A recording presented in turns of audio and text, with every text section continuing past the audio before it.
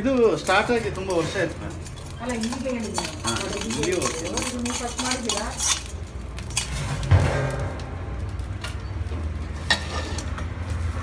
ಇದು ಇಲ್ಲಿಂದ ಇದು ಬಿಸಿ.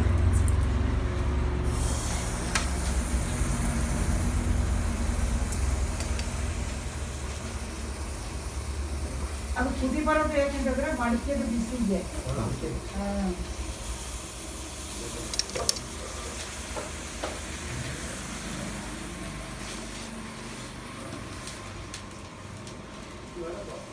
ನೀವು ಸಾಮಾನ್ಯ ಚಾವ ಇದು, ನೀವು ಇದಕ್ಕೆ ಹಾಕಿ ಕೊಡ್ತೀರಲ್ಲ ಅದಕ್ಕೆ.